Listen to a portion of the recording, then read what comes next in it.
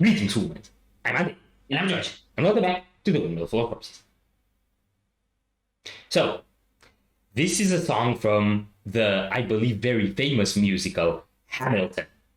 And I've heard a lot about this, and I think it's been around for a while. It was recommended to me by Faith Harris, which is where this suggestion is coming from. It was recommended to me by my mom. And it was recommended to me by Nog, Ruban, vocalist of Stardust and maker of this. I will pick this up every time I mention Nog. You know I will. Okay, what I want to say is this is a musical. In my history and experience in the past, I have generally been allergic to musicals. So in case my face swells and I die, don't panic, everything is fine.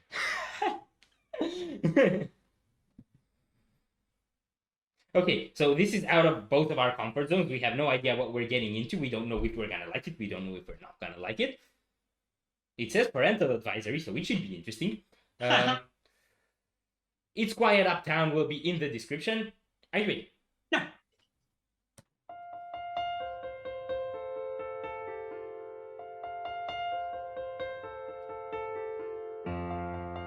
There are moments that the words don't reach. There is suffering too terrible to name. You hold your child as tight as you can and push away the unimaginable. The moments when you're in so deep, it feels easier to just swim down. The Hamiltons move uptown and learn to live with the unimaginable. I spend hours in the garden. I walk alone to the store, and it's quiet uptown. I never liked the quiet before. I take the children to church on Sunday, a sign of the cross at the door, and I pray. That never used to happen before. If you see him in the street, walking by himself, talking to himself, have pity. Philip, you would like it uptown. It's quiet uptown. He is working through the unimaginable. His hair is gone gray. He passes every day. They say he walks the length of the city. You knock me out, I fall apart. Can you imagine?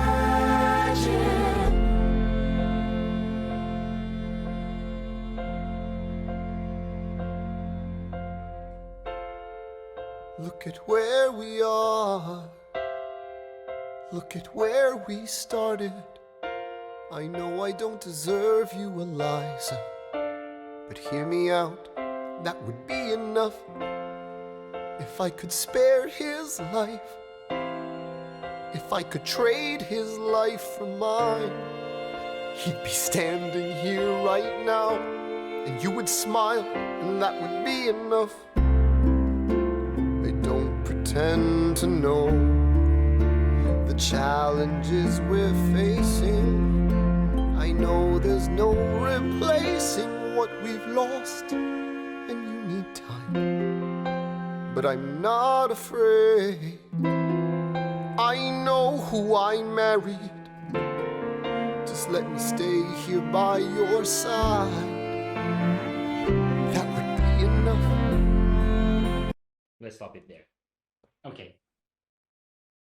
It's so cheesy! I wanted to say that and was waiting for you to say it first. It is. It's very, very, very, very cheesy. Okay, it's actually execution-wise, musically, of course, it's brilliant. Like, not anyone ends up being a Broadway musician in a musical on Broadway. I don't know what I'm saying. I like how different elements kind of pick up on each other's musical themes. Like, we had his lead singing and the backing, like layered vocals kind of alternate, but we're doing similar vocals. And then the same thing kind of happened with the piano harmony and the string harmony that alternated. So that's really cool. I'm not really catching much of the story, but I'm getting someone died and Eliza's not very happy about it and about to divorce this douche over it. So You got more than I did. It was hard for me to pick up the to pick up on the story, but there was a part when where he was saying that it's quiet uptown and taking the children to church and whatever, and then the choirs would come in and would say something like, I'm not sure what they were saying anymore, but it sounded kind of like he's in his head and what he's imagining isn't really happening from the outside eyes, which might be the choir. But I'm not sure if I'm picking up that right. It's hard to tell what's going on in the story without the context, so maybe we should focus on the music more. I totally hear why Noah said that she took choir inspiration from here for Hellscore. Mm-hmm. Like the way it kind of peers in slowly, Mm-hmm. and then dims and like accentuates different vocal lines is very similar. Yeah. So I like the kind of merging of like the lady vocals and the dude vocals in the choirs. It's sometimes you have more lady vocals, sometimes you have more dude vocals, sometimes you have both, but it's so, it's kind of predictable but not predictable. Yeah, it's Because predictable. It's predictable. structure wise. Yeah, yeah. But there are so many elements that could peer into that structure anyway. And I do like that you chose the words lady and dude. Dude. Okay, so dude, are we gonna go? Yes. If you see him in the street, walking by your side, talking by your side, have pity. Eliza, do you like it uptown? It's quiet uptown. He is trying to do the unimaginable. See them walking in the park, long after dark, taking in the sights of the city. Look around, Eliza. They are trying to do the unimaginable. There are moments that the words don't reach. There's a grace too powerful to name. We push away what we can never understand. We push away the unimaginable. They are standing in the garden, Alexander by Eliza's side. She takes his hand. It's quiet uptown. Forgiveness. Can you imagine?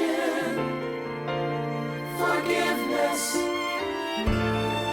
Can you imagine? If you see him in the street, walking by your side, talking by your side, have pity. They are going through the unimaginable.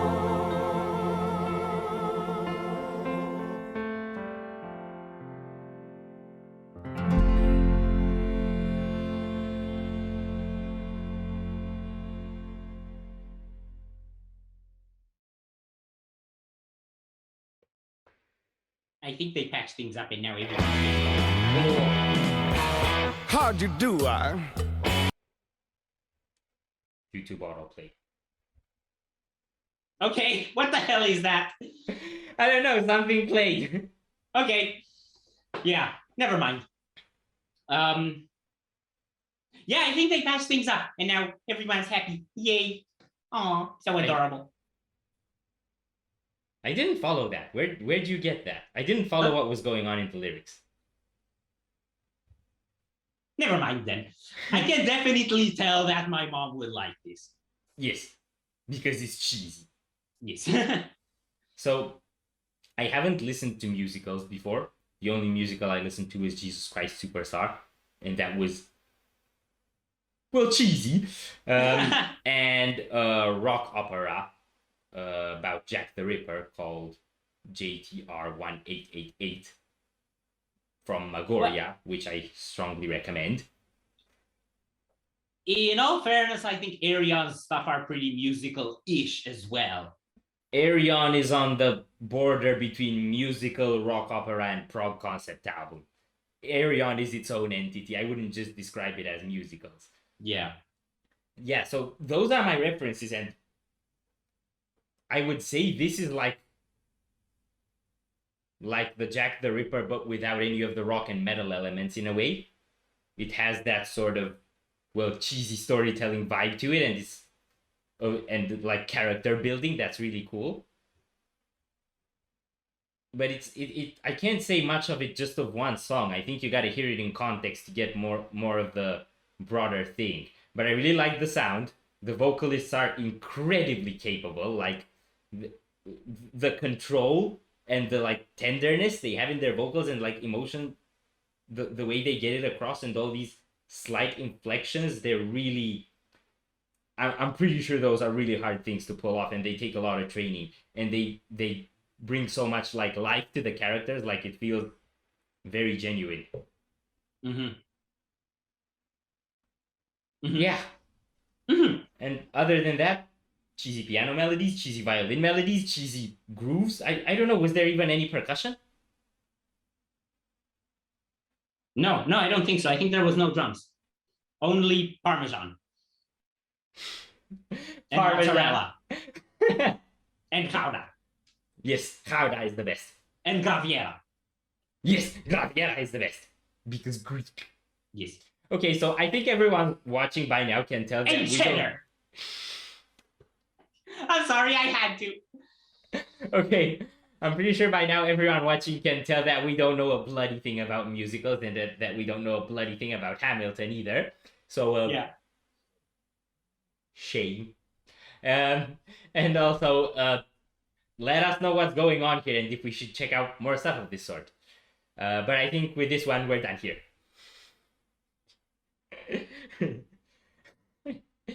If you enjoyed this reaction, we greatly appreciate the likes and shares. And if you want to see more, don't forget to subscribe with bells on. Thank you very much for stopping by. We hope you enjoyed your stay, and we'd love to see you back at the Windmill very soon. Of course, yeah.